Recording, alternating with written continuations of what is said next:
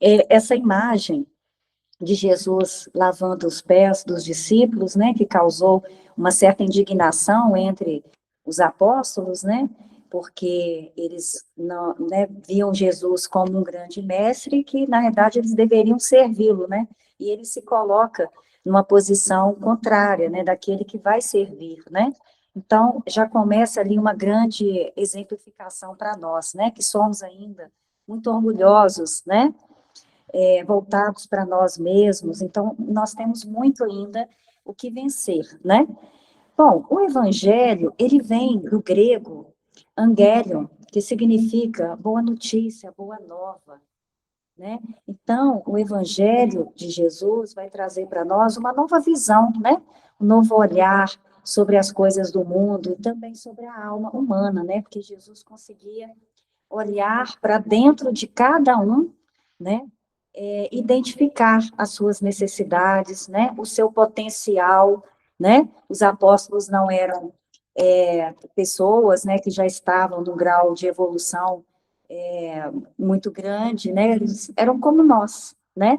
E por isso até nós podemos nos identificar com eles, com as suas dúvidas, as suas dificuldades. Quantas vezes eles interrogavam Jesus sobre as parábolas, né, que eles também não conseguiam compreender, e nós até hoje estamos também nesse exercício de tentar compreender, né, então, eles viam Jesus de um lugar, né, mas Jesus o tempo todo tentando mostrar, dar um novo olhar, uma nova visão sobre as coisas, né, fala do amor, do perdão, né, nós sabemos que Moisés já tinha trazido um código moral, né, sinalizando o que não fazer, né, não matar, não roubar, enfim. Mas Jesus vem, além de acrescentar uma dose, né, de amor, né, de perdão, ao que a vivência dessa lei mosaica, que era ainda violenta, né, era vingativa, né? Então ele vem trazer uma ideia também de um pai misericordioso, um pai amoroso, né? Diferente de um pai terrível, né? Um pai vingativo que a gente tem aí na história, e que faz sentido para aquele momento também, né, de profunda brutalidade em que nós vivíamos, né? Então a lei mosaica ela vem dar um certo freio a isso, né? Mas Jesus vem acrescentar algo, né? E trazendo uma reavaliação a esse código moral, né, de conduta. Nós temos, por exemplo, a passagem da mulher adúltera, né, que vai implicar as pessoas ao condená-la, né? E ele vai implicar cada um nessa situação, quer dizer, se eles não tivessem nenhum pecado, que eles atirassem nela a pedra, né? Então, ninguém poderia fazer isso na medida em que, olhando para dentro, né, todos eles eram pecadores. Todos somos, né? Temos ainda as nossas mazelas, né, interiores. Quando ele vai à casa de Zaqueu, né, que era coletor de impostos, ele também é repreendido, né, por essa atitude, e ele vai dizer que ele veio para os doentes e não para os sãos, né? Então, de uma certa forma, é como ele subvertesse a ordem da época, né? Aquilo que as pessoas, a interpretação que as pessoas faziam da lei, de uma forma mais rígida, mais endurecida, né? Como era o povo da época. E ele vai dizer que ele não veio destruir a lei, mas cumpri-la, dar cumprimento a ela, né? Então, mostrar como se praticava verdadeiramente essa lei, que também é de amor e de caridade, né? Então, essa boa nova, a boa notícia, ela sempre traz alegria, né? Uma boa notícia, ela nos alegra, nos traz um relance aí de felicidade, né? E o Evangelho é essa promessa de felicidade, né? O roteiro que nós temos, o caminho seguro para a gente chegar lá. Porque na medida em que a gente for praticando as leis divinas, né, se adequando na prática, né, dessas leis, nós vamos, então, alcançar a paz de consciência, que é o que vai nos permitir esse estado pleno de felicidade, né? No próximo slide, eu trouxe essa abordagem do Evangelho a partir de um texto chamado Escritura do Evangelho, no capítulo 45, do livro Luz Acima, do Irmão X. Irmão X é o nosso Humberto de Campos, né? É o pseudônimo dele. Esse livro ele foi escrito em 14 de dezembro de 1947. Gente, é tão atual, né? A temática que ele traz aqui, a discussão, o momento em que eles estavam vivendo, né? A gente pensa assim, nossa, é o mesmo que nós estamos, até parece que nós não caminhamos tanto, mas caminhamos, né? Mas em certos aspectos que ele vai chamar a atenção aqui, né, a gente vê que ainda estamos circulando em torno de um mesmo ponto, né? E isso faz o quê? 78 anos. Ele fala, então, no prefácio, sobre a movimentação das sombras, buscando incentivar as guerras, né, a divisão entre os povos, né? Muito parecido com o que a gente está vivendo nesse momento também. Mas aí ele vai chamar a atenção, né, que nesses círculos escuros, né, em que persevera ali a gritaria do mal, emerge a voz do pastor divino, nos conclamando a amar e perseverar no bem, né? Todo o texto dele, ele vai trabalhar com os discípulos, né, as questões que eles vão apresentando frente à proposta dele de divulgação do evangelho, né, de divulgação dessa boa nova, né? Então, ele vai trazendo ali um novo código de conduta, um código de ética, né, para as nossas relações, as nossas convivências. E aí ele vai dizer que os verdadeiros cristãos conclamam luz acima, luz acima. O acima quer dizer em direção ao alto, né? Então, um movimento ascensional, quer dizer, nos conclamando a fazer esse movimento de ascensão em direção ao mais alto, né? A Deus, né? Então, esse convite que ele faz ali nesse livro continua sendo um convite para nós hoje. E é isso que eu queria que cada um pudesse fazer essa reflexão, trazer para cada um de nós nesse momento, né? Essas reflexões.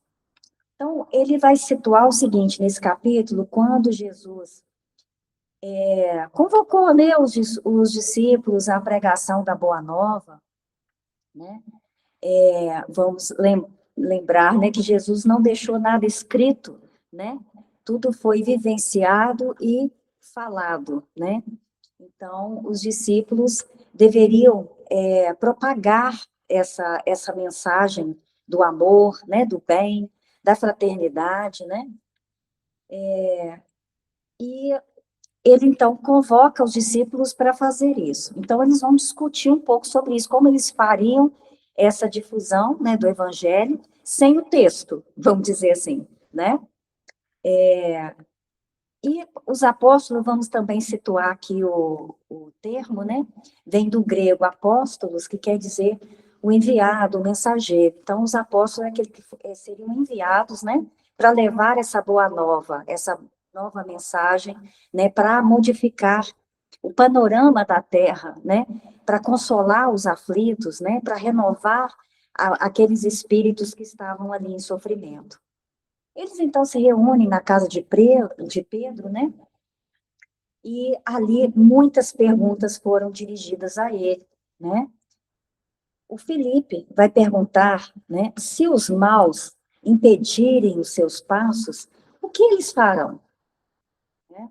Então, esse impedimento na difusão, no momento que eles saíssem para poder divulgar essa boa nova, né?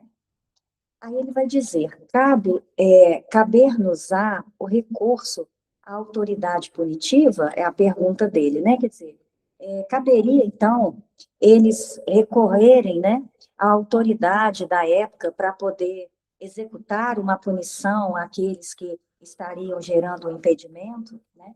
Jesus vai responder o seguinte: nossa missão destina-se a converter maldade em bondade, sombra em luz, ainda que semelhante transformação nos custe sacrifício e tempo. O programa não pode ser outro. Então, essa palavra final de Jesus, o programa não pode ser outro, mostrando que ele não abria mão, né, dessa resposta amorosa, né, em oferecer o bom exemplo, né, converter a maldade em bondade, a sombra em luz, né, e, e não responder com a mesma moeda, né, como é ainda a nossa prática, a gente tende a reagir sempre, né, de súbito, né, de imediato, né, então, ele pede, né, orienta, né, seus discípulos ali, para que eles pudessem fazer essa mudança de conduta, né, agir de uma outra forma. Mas essa mudança de conduta, ela vai exigir, como ele diz ali, sacrifício, né, um esforço nosso, né, e também tempo, né, quer dizer, paciência, para que essa modificação possa ser assentada dentro de nós e executada, né. O Tomé vai questionar se eles forem atacados por criminosos, né? E aí Jesus diz: mesmo assim, nosso ministério é de redenção, ou seja, é de libertação, porque nós sabemos que se nós nos desentendermos, né, com alguém, respondermos, perdermos ali o controle da situação, nós vamos ficar mais atrelados ao outro, né, do que propriamente libertados, né? Então, ele recomenda perdoar e amar sempre, né? Então, é para que a gente possa, então, caminhar no sentido dessa libertação, né? Não nos comprometendo ali, por exemplo, né, numa situação ou de rebeldia, ou de agressividade, né? Bom, vamos lembrar também da resposta de Jesus, quando ele é provocado, quando ele já estava naqueles momentos finais, e que eles dizem para ele assim, por que que ele não se libertava, né?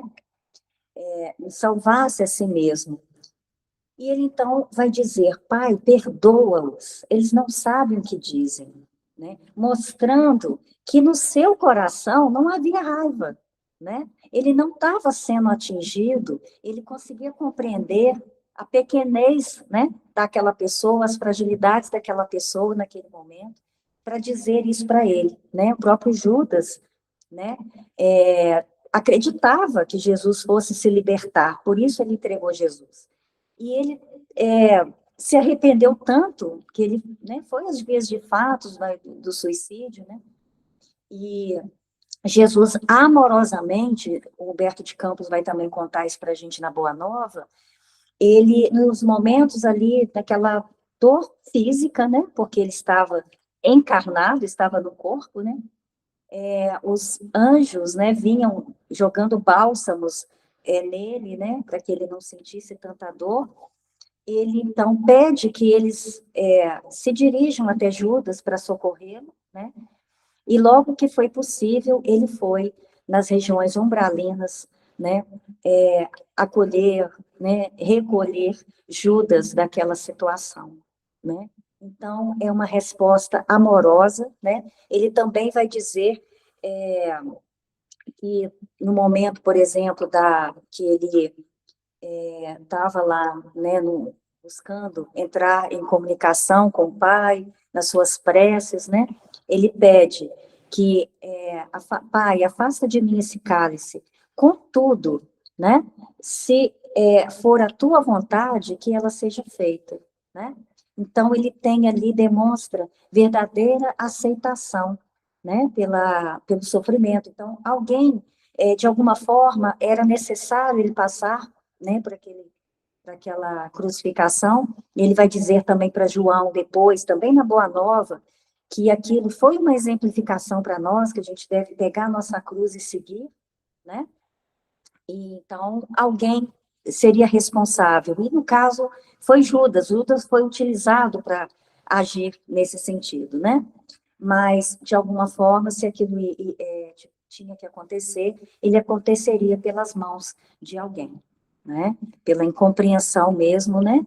Que se tinha a respeito do que ele falava, né? Ele não falava que era um rei deste mundo, ele fala de um reino, de um outro mundo, né? De um outro estado, né? Quando Pedro também corta a orelha de um soldado com a espada, né? No momento que eles capturam Jesus, ele corta a orelha do soldado. E Jesus, então, vai ordenar a Pedro, né, que ele guardasse a sua espada. Ele retoma a orelha no lugar, né, do soldado, e ele diz: acaso não haverei de beber o cálice que o Pai me deu? Então, ele não recua, né, mesmo diante da dor. Então, é uma grande exemplificação para nós. Bom, e aí ele continua: persistindo no bem, atingiremos a vitória final. O Tiago vai perguntar se eles forem interpelados pelos fariseus, que são os amantes, né, da Torá, né, que diretrizes eles irão tomar? Vamos lembrar que os fariseus, então, eles eram, né, fiéis ali à Torá, né, a essa moral mosaica, né, eles se sentiam também detentores, né, dos sagrados textos, e por isso eles adotavam uma conduta extremamente orgulhosa, né, detentores daquele saber. Ele vai dizer que eles eram arguciosos, né, quer dizer, argumentativos, para tudo eles tinham uma resposta, e também discutidores, então eles sempre entravam em discussão, né. Também eles se diziam herdeiros dos profetas, né. E aí ele vai perguntar: como agir se o novo reino determina a fraternidade, isenta da tirania? O que é uma tirania, né? Nós ainda temos povos, né, que são submetidos à tirania. A tirania é quando você se impõe pelo poder, né? Ou pelo saber, ou pelo poder de outras formas, ou do ponto de vista econômico, né? Então, o outro acaba sendo submetido às ordens, ao comando daquela pessoa, né? Ou do governo, do presidente, do governador, enfim, daquele que detém esse poder, seja dentro de uma empresa, seja dentro de um país, né? Ele vai se impor ao outro, né? Pela condição que ele acha que ele tem de superioridade, né?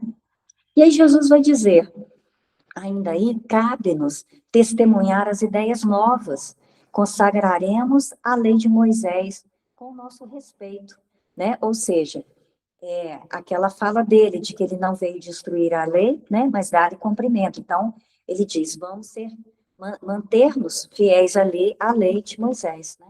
Contudo, renovar-lhe-emos o sentido sublime, ou seja, a interpretação, o modo como o povo interpretava, né, é que beirava ali, né, a bestialidade, vamos dizer assim, né, levava a atos de vingança, né, de raiva, de rancor, né, ele vem trazer, então, a boa nova é essa mudança na interpretação, né, e aí ele vai dizer: tal qual a semente que se desdobra em frutos abençoados. Então, ele vai dizer que a justiça constituirá a raiz de nosso trabalho terrestre. Todavia, só o espírito de sacrifício garantir-nos a colheita, né? Então, quer dizer que esse trabalho de plantar a boa nova, a boa semente, né? De justiça, amor e caridade, que é esse tempero especial que Jesus vai trazer aí, né, do amor e a caridade para a justiça, né, exigirá sacrifício de todos, né, abrir mão desse homem rude, violento que nós ainda temos dentro de nós, né, que habita dentro de nós, né, para inaugurar uma nova era, né. Bom, o Tadeu vai, então, perguntar: e se os casuístas nos confundirem? O que eram os casuístas? Os casuístas eram aqueles que aplicavam os princípios morais gerais, né, a uns casos concretos e particulares. Então, era aquela pessoa, e depois nós tivemos aí na figura, talvez, do padre, né, que tentava dar uma interpretação as situações que as pessoas traziam, um contexto dentro da moralidade, né, da época. Eram como se fossem os consultores da moral, né? Ele vai então responder: rogaremos a inspiração divina para a nossa expressão humana, ou seja, essa expressão humana é a nossa fragilidade, né? Aqueles aspectos que nós ainda temos, essa inspiração, ela vem do alto, mas muitas vezes nós não conseguimos alcançar o nível dessa inspiração, né? Por causa do nível onde nós estamos, né? Das nossas fragilidades, das nossas mazelas interiores ainda, os nossos sentimentos inferiores, né? Vamos lembrar que para estabelecer essa comunhão com o Pai, Jesus muitas vezes subia ao monte, ele procurava se afastar do povo, né, do grupo, para estabelecer essa comunhão. E o que ele vai nos dizer?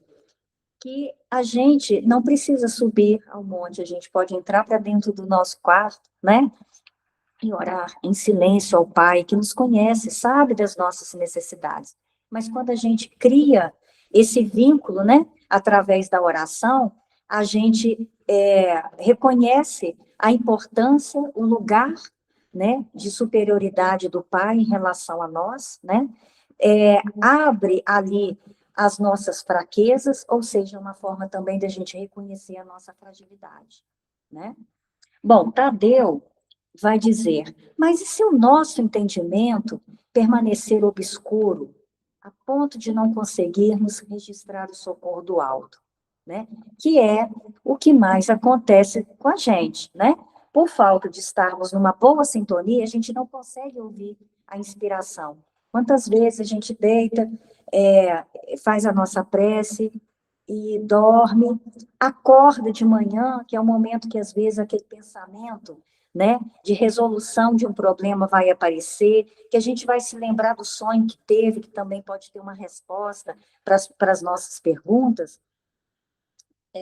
A gente acorda com o despertador, levanta correndo, já olhando o celular, enfim, né, e não consegue, então, estabelecer essa conexão, né? Então, nós precisamos buscar essa conexão para conseguir alcançar essas inspirações. E aí Jesus vai esclarecer para ele: será então necessário purificar o vaso do coração, esperando a claridade de cima. Ou seja, o que é o vaso? O vaso é um recipiente, né? Se a gente coloca água, né? Porque eles serviam as bebidas no vaso, né? Então, é uma palavra que é muito utilizada ali, que a gente pode compreender o contexto. Se você coloca a água no vaso que ele está contaminado com alguma coisa, está com alguma sujeira, essa sujeira vai contaminar a água, né? Então, por isso ele fala de limpar o vaso do nosso coração, né? Quer dizer, retirar do nosso coração a maldade, né? Quantas vezes alguém chega contando uma situação, uma vivência qualquer, e às vezes coloca uma certa maldade naquilo que a pessoa está trazendo, a gente dá uma outra interpretação, né? Ou passa para frente já com aquele olhar de maldade, né? Por quê? Porque a maldade estava no nosso coração, né? Então, limpar esse vaso é retirar, então, a raiva, a mágoa, né? Que vai contaminar todas as situações que vão estar no nosso redor. A gente, quando está com raiva de alguém, por exemplo, uma coisa específica que aconteceu, a gente, às vezes, acaba levando para o outro, que não tem nada a ver com isso, né? Nossa raiva, nossa mágoa, a gente fica irritado, né? Então, a gente deixa contaminar no nosso ambiente aquele sentimento. Então, por isso ele fala: vamos limpar o vaso do nosso coração, para quê? Para que a gente possa, então, se sintonizar e receber essa mensagem que vem do alto, né? E ter a melhor interpretação, saber nos conduzir, né? Diante daquilo que nos chega. O André vai perguntar, né? Mestre, em nossa pregação, chamaremos indistintamente as criaturas? ou seja, sem separação, discriminação, né? Aí Jesus vai dizer, ajudaremos a todos, sem exigências, né? Ou seja, a exigência é ainda um termo que nós usamos e sabemos muito bem a interpretação desse termo. Nós somos muito exigentes com as pessoas, né? Principalmente aquelas que ainda não alcançaram uma compreensão de alguma coisa que nós já temos, já conseguimos compreender, né? Então, nós nos tornamos exigentes, é que a gente quer que o outro seja como nós, né? E temos dificuldade de compreender que cada um de nós está num certo degrau, né? São Vicente de Paulo, no Evangelho segundo o Espiritismo, no texto onde ele vai falar sobre a caridade, ele fala isso, que nós temos o auxílio de espíritos superiores buscando nos elevar, né? Mas temos também aqueles que estão abaixo de nós, precisando da nossa mão para levantar, né? Para evoluir. Então, isso é uma coisa também que muito importante da gente estar atento, né? Essas exigências que a gente vai criando em relação ao outro, e na realidade Jesus vai nos convocar, né, a não discriminar, a não fazer essas exigências, né? Simão, então, vai dizer, né, que eles têm boa vontade, mas são também fracos pecadores. E se eles caírem na estrada? E se eles ouvirem a sugestão do mal, despertando depois nas teias do remorso? Né? Olha como isso aqui a gente consegue também compreender, né? Quantas vezes a gente até sabe qual o caminho seguir, ou qual a melhor conduta, mas às vezes, naquele momento, a gente é pego de surpresa, né? E ainda, né, com dificuldades em fazer essa mudança interior, a gente escorrega, né? Então, é uma pergunta que a gente consegue, e depois cai no remorso, né? Vamos ver o que Jesus vai dizer. Pedro, levantar e prosseguir é o remédio, né? Então, olha a palavra de estímulo que Jesus vai trazer. Nós vamos escorregar, mas precisamos levantar e seguir, ter bom ânimo, né? Para a gente levantar e prosseguir. Não ficar olhando, preso àquele remorso, àquela culpa, né? Mas tentar fazer diferente, né? Pedro insiste e pergunta: se a nossa queda for tão desastrosa que impossibilite o reerguimento imediato? Então, ou seja, né, se for aquela pisada de bola que a gente fala, né, assim, que muito grande, que a gente ficar, assim, com dificuldade até, né, de retomar o diálogo com a pessoa, até de conseguir uma proximidade para pedir perdão, né? Ele vai dizer assim: rearticularemos os braços desconjuntados, remendaremos o coração em frangalhos e louvaremos o Pai pelas proveitosas lições que houvermos recolhido, seguindo adiante. Então, olha que lindo, né? A palavra de bom ânimo de Jesus para nós, né? Buscando esse refazimento, buscando também refletir, né? E aprender com os nossos erros, porque a gente tem muitas formas de aprender, né? Pelo exemplo do outro, né? Pela palavra que o outro às vezes nos traz, mas às vezes nós acabamos aprendendo da forma mais difícil, que é com os nossos erros, né? Mas é uma forma também de aprendizado, né? Então, e João vai perguntar: e se os demônios nos atacarem? Que é um vocábulo, né, muito utilizado na época, né? O que vem do grego diabola, que quer dizer separar, desunir, né? Na realidade, a gente sabe que são os espíritos, né, que ainda se comprazem no mal, que buscam ali nos atingir de alguma forma, às vezes, né, pessoas que nós prejudicamos em outra encarnação e que estão ali, né, buscando a vingança, né, com raiva ainda, feridos, né, por nós. Então, a visão da época é que essa figura, né, ela era representada numa figura como o diabo, né?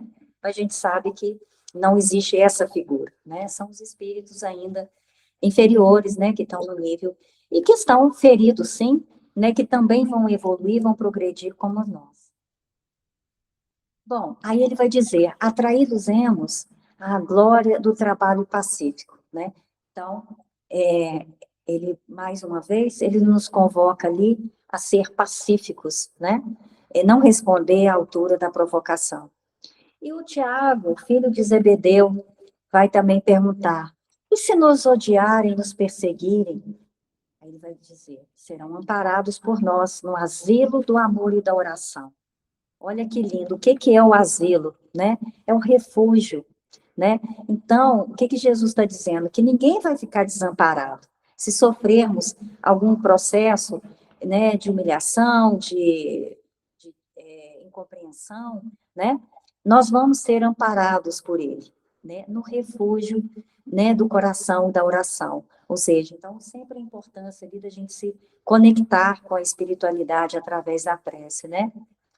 E o filho de Queiroz, ele vai perguntar, e se esses inimigos poderosos e inteligentes nos destruírem? Aí Jesus vai dar uma resposta simples. O espírito é imortal, né? E a justiça enraiza-se em toda parte. Ou seja, não há destruição, não há o que temer a morte, essa destruição do corpo físico, né? Porque somos imortais, né? E essa justiça, né? Cada um vai responder pelos próprios atos. Então, a gente não precisa se preocupar em fazer justiça com as próprias mãos, na palavra que é muito utilizada pelas pessoas ainda, né? No sentido da vingança, de destruir o outro, ele me destruiu, eu vou destruir ele também, né? De responder aí na mesma moeda. Então, ele nos tranquiliza, não nos preocupemos com isso, porque a cada um, né, o efeito ali da sua obra. Né? E, finalmente, o Levi, né, vai dizer que o fariseu lê a Torá, baseando-se nas suas instruções, o saduceu possui os rolos preciosos a quem eles recorrem, né, a propaganda dos princípios que eles abraçam, né, os gentios também têm as suas escolas, contam com milhares de pergaminhos, né, a quem eles podem conhecer o pensamento ali dos filósofos, né, dos egípcios, romanos. Então, ele faz referência ali ao texto escrito, né? Lembrando que eu falei no início, Jesus não deixou nada escrito. Né? Hoje, a gente tem facilidade, vai na papelaria, compra o papel, caneta. Naquela época, os pergaminhos eram caríssimos, né? E Jesus tinha um tempo curto, né, de trabalho aqui na Terra, então não se preocupou em deixar nada escrito, e sim a prática, né, que ela servisse de exemplo, e a gente vai ver como é isso o mais importante. Nós vamos ver aqui na continuidade do texto. Nós temos a língua falada e a língua escrita. A língua falada, quantas cantigas, quantas histórias a gente já ouviu e que a gente não leu em nenhum livro, alguém contou e foi passando de geração em geração, né? Então, da mesma forma, o evangelho foi sendo passado. E depois, sim, né, aí alguns apóstolos, né, puderam escrever, né? Também veio Lucas, né? Que se interessou em deixar, em fazer essa escrita, né? E graças a esses documentos a gente teve acesso ao Evangelho, né? Mesmo que a gente possa questionar questões de interpretação ao longo desse tempo da passagem de povos, né, as traduções, tudo mais. Mas, né, o contexto, eu acho que a gente consegue ter ali esse ensinamento, né? Por mais que tenha havido algumas distorções na linguagem, a gente consegue ter acesso à essência do ensinamento de Jesus, né? Então, ele vai questionar. Então, todos esses tiveram acesso, os fariseus, saduceus e tal. E nós, né? Que material a gente vai mobilizar para ensinar as pessoas, né? As mensagens, né? Do Cristo. E aí Jesus vai dizer para ele, usaremos a palavra quando for necessário. Olha, isso aqui já é para a gente parar e pensar. Usaremos a palavra quando for necessário. Quantas vezes a gente fala que o exemplo arrasta, né? que não precisa de muitas palavras, né? Basta a exemplificação, né? O Evangelho, no capítulo 20, item 4, o Kardec ali, inclusive, vai falar sobre como reconhecer o verdadeiro espírita, né? E que ele vai ser reconhecido pela sua transformação moral, né? E pelos esforços que ele vai entregar para domar as suas más inclinações. Ou seja, é a prática, né? Essa mudança, ela vai ser vista na prática. No próximo slide, ele vai dizer: usaremos a palavra quando for necessário, sabendo, porém, que o verbo degradado, ou seja, o verbo deteriorado, são as palavras de ódio, de rancor, né? Estabelece o domínio das perturbações e das trevas. Então, não é qualquer palavra que eleva, né? A própria palavra de pessimismo, que muitas vezes sai da nossa boca, né? Ela vai gerar um ambiente negativo, né? Então, não basta a palavra, ter a palavra, é preciso entender o teor dessa palavra que a gente está utilizando, né? Valer-nos-emos dos caracteres escritos na extensão do reino dos céus. Também é algo que a gente precisa entender. O que seria essa, na extensão do reino dos céus? Então, poderemos usar os textos escritos, né? Mas na extensão do reino dos céus, ou seja, nós temos que entender o teor desse escrito. O que é a extensão? É a continuidade, né? Se esses textos, se essas palavras, elas estão em continuidade com o reino dos céus, né? Com a palavra elevada, com aquela que veio realmente do Cristo. Né? E também nós podemos pensar aí, usar também como uma reflexão, o teor das comunicações espíritas, né? Que são, passam por uma avaliação da FEB, né? Nós temos a Federação Espírita Brasileira. Todas as publicações são analisadas antes de ser publicadas. Então, isso é importante a gente avaliar se essa comunicação, se esse escrito, ela é uma continuidade aí, né, do reino de Deus, né?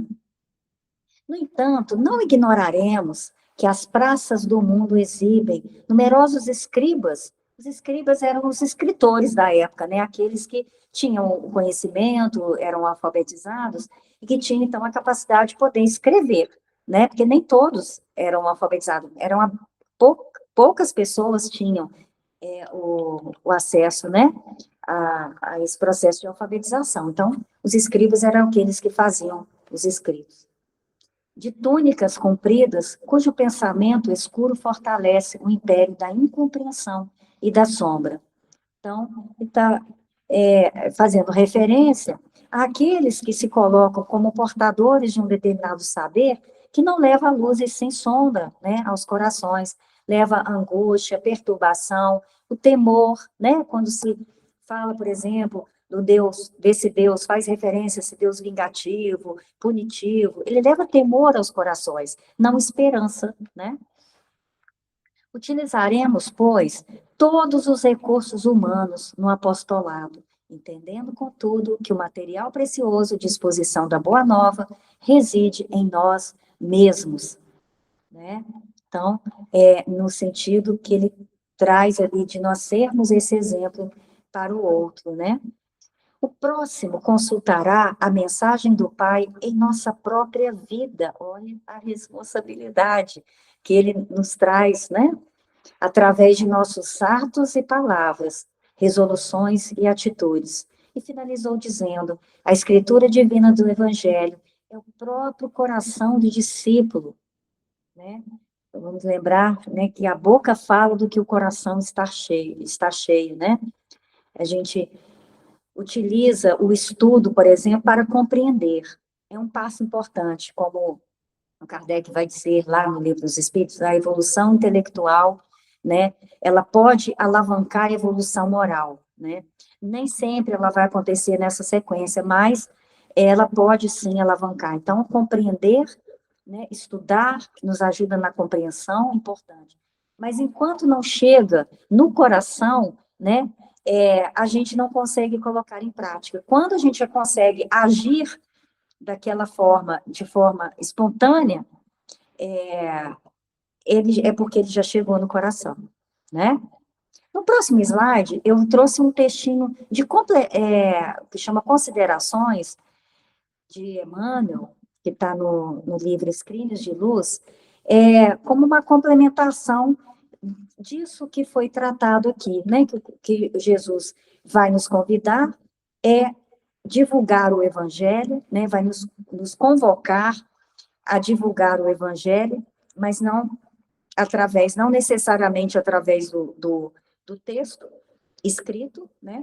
E hoje nós também podemos utilizar, né? Dentro do que ele fala ali da extensão do reino dos céus, mas também através dessa mudança dos nossos atos, né? Mudança interior, na nossa reforma íntima, que é isso que o Espiritismo vem, né, bater muito nessa tecla, né, nos deixar sempre alertas em relação a isso. Não adianta apenas a gente usar o discurso, a fala bonita, né, sem a modificação interior, né?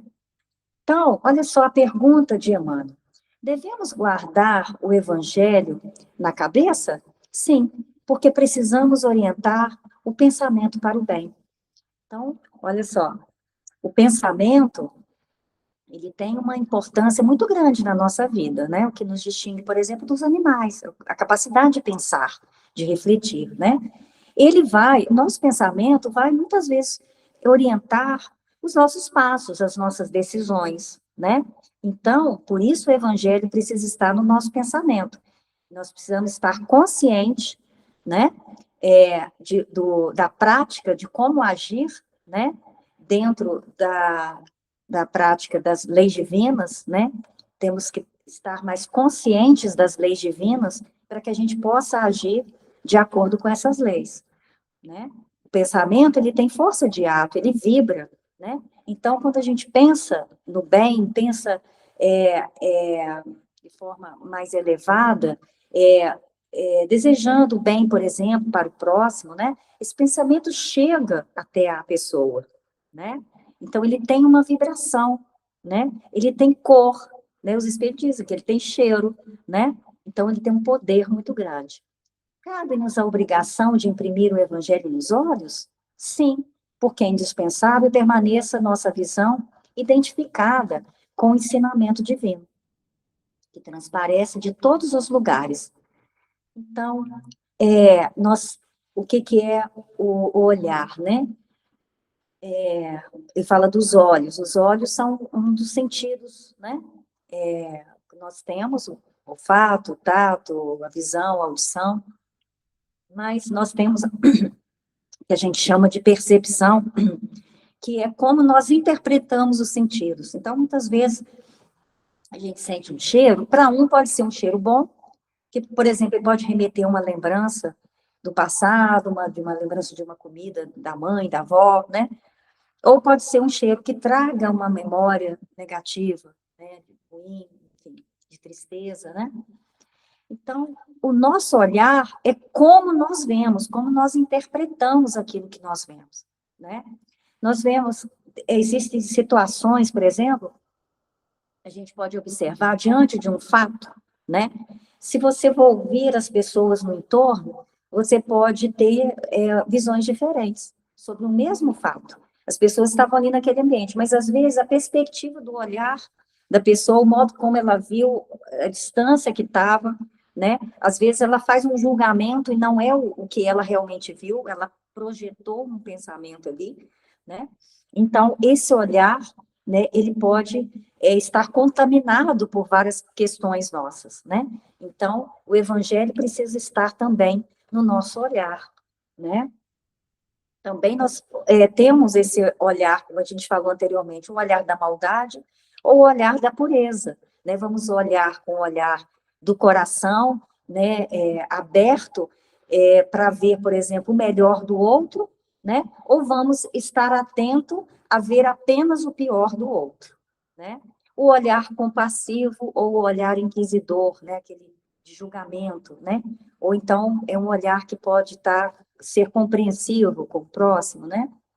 Vamos lembrar de Mateus, no capítulo 6, versículo 22, onde ele vai falar: a candeia do corpo são os olhos. O que é a candeia? A candeia é a lamparina, é o que traz a luz, né? De sorte que, se os teus olhos forem bons, todo o seu corpo terá luz, né? Então, o cuidado com esse olhar, né? Purificar também o vaso dos nossos olhos, né? Também vamos lembrar da trave no olho, né? Tá também em Mateus, em que ele nos chama atenção, né? Porque que a gente repara o, o argueiro, né? Que está no olho do nosso irmão, e não olha a trave que está no nosso olho, né? E nos chama de hipócrita, né? Diz: hipócrita, tira primeiro a trave do teu olho, então verás claramente para tirar o argueiro do olho do teu irmão. Então, a gente se arvora a olhar o problema do outro, a gente tem até a solução do problema do outro, né? E muitas vezes a gente deixa passar a resolução de certas questões que dizem respeito a nós e que é de nossa responsabilidade responder e agir, né? E ele continua: compete-nos conservar o evangelho nos ouvidos? Sim, porque é imprescindível registrar a mensagem de bondade que o alto nos reserva em todas as particularidades da senda a percorrer. Então, é através dos ouvidos que nós vamos, então, que ele vai dizer, registrar, né, trazer esses registros que o alto nos reserva, de bondade, né, que o alto nos reserva, que pode se manifestar, por exemplo, através dos sons de um pássaro, né, que traz harmonia, traz equilíbrio para nós, né? Conselho de alguém, uma palavra, muitas vezes, vamos lembrar do Kardec, que ele vai dizer que o homem se utiliza do homem, né? Para auxiliar o próprio homem. Então, assim, estar atento a esses sinais, aquilo que nós ouvimos, né? O próximo slide. É imperioso guardar o evangelho nas mãos? Sim, porque nossos braços são os instrumentos com os quais criamos o mundo de nossas boas obras na direção do paraíso. Então, as mãos, o que são as mãos? Elas são o símbolo do trabalho, da ação, da prática, né? Mãos à obra, né? A gente utiliza essa expressão, né? Também nós temos lá nos Atos dos Apóstolos, no capítulo 5, item 12, versículo 12, ele fala que muitos sinais e maravilhas eram realizadas entre o povo pelas mãos dos apóstolos.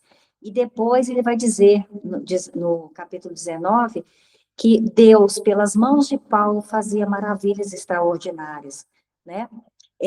Lembrando que não é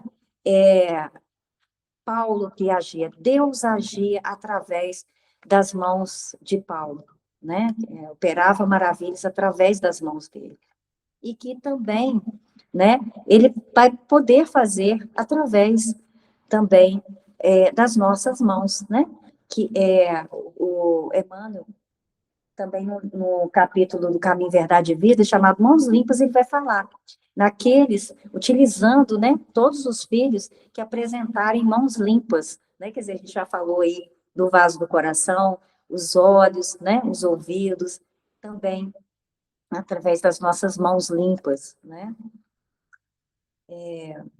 Aí ele continua: será necessário respeitar o evangelho com os nossos pés? Sim, porque a reta diretriz é imperativo comum, ou seja, os pés também são símbolos do nosso caminhar, né? A nossa mente projeta, o nosso pensamento também tem que estar evangelizado, né? Vai projetar a nossa ação e os nossos pés vão executar, né? Então, o evangelho precisa guiar os nossos passos. Justo, porém, antes de tudo, é situar o evangelho no coração, para que o ensino de Jesus, aplicado em nós mesmos, resplandeça através de nossa mente, de nosso olhar, de nossa audição, de nossas mãos e de nossos pés, a fim de que não sejamos aprendizes fragmentários, subestimando o serviço do Divino Mestre. Esses aprendizes fragmentários, né, quer dizer assim, que nós muitas vezes nós temos um conhecimento fragmentado, né? Então, eu posso estar evangelizado no olhar, mas não no sentido do ouvir, ou na ação, nas mãos, né? Então, essa fragmentação, parcelado, né? Como, por exemplo, a gente age com as informações que nos chegam diariamente, né? A gente capta, lê uma coisa aqui, ouve uma coisa lá, e depois a gente nem sabe dizer aquela informação por completo, porque é fragmentar o conhecimento que a gente tem adquirido, né?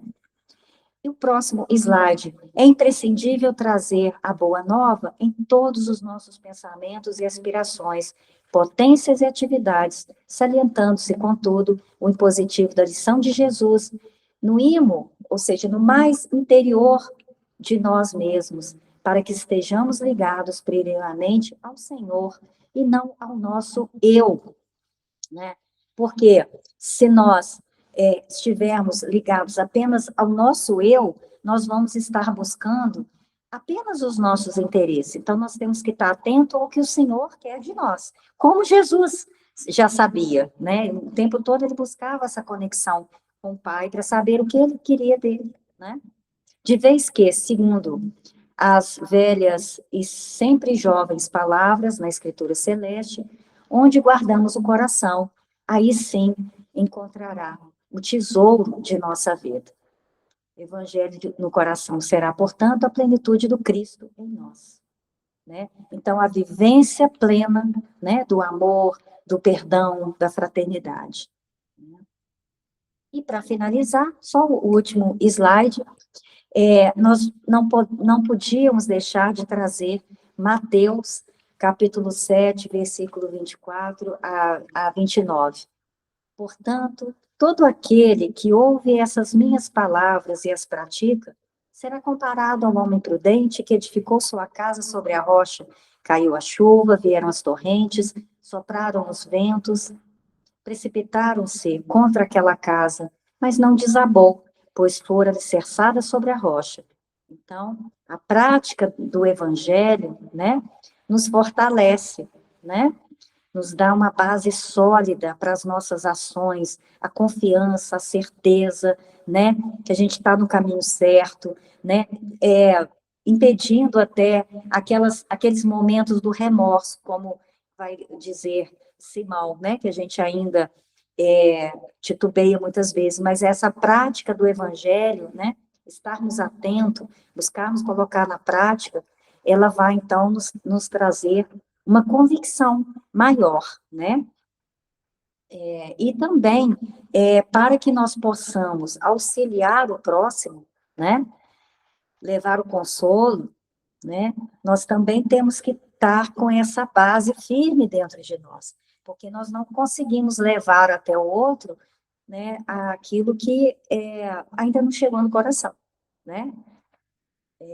E nós não vamos conseguir convencer, né, ninguém se a nossa prática estiver distante das nossas palavras, né? E no próximo slide, e todo aquele que ouve essas minhas palavras e não as pratica, será comparado ao homem tolo que edificou sua casa sobre a areia. Caiu a chuva, vieram as torrentes, sopraram os ventos e chocaram-se contra aquela casa. Desabou e foi grande a sua queda. Então, essa é uma reflexão, né, que acho muito importante ficar para a gente, né? Onde nós estamos colocando as palavras de Jesus, né? Será que elas estão começando a se assentar em nós realmente, né? Nos nossos pensamentos, né? Desenvolvendo aí a misericórdia, a compreensão, com as falhas alheias, afinal de contas, nós também falhamos, né? Dessa forma, a gente consegue perdoar o outro, né? Porque se nós também falhamos, precisamos tantas vezes do perdão, né? Por que não também perdoar, né? Nos olhos, né? Será que nós estamos conseguindo ver o lado bom do outro e das situações, né? O aprendizado que as situações difíceis podem nos trazer, é sempre um caminho, né? De recomeço. Os ouvidos, né? Será que nós temos conseguido oferecer uma escuta, né, compreensiva e não acusatória aos nossos irmãos, aqueles que nos procuram, aqueles que convivem conosco, né? Através das mãos, né? O que nós temos oferecido ao outro, né? O amparo, o carinho, né? Ou a ingratidão, a impaciência, né? Nossos pés estão caminhando, né? Em que direção? Aos valores eternos ou aos valores materiais? O Evangelho, essa boa nova, né? Que Jesus trouxe para nós, ela já atingiu o nosso coração, já nos transformamos nesse Evangelho vivo, na vida do outro, que foi isso que Jesus fez, né? Ele quis exemplificar, trazer essa vivência plena ali através da convivência com os discípulos e com o povo, né?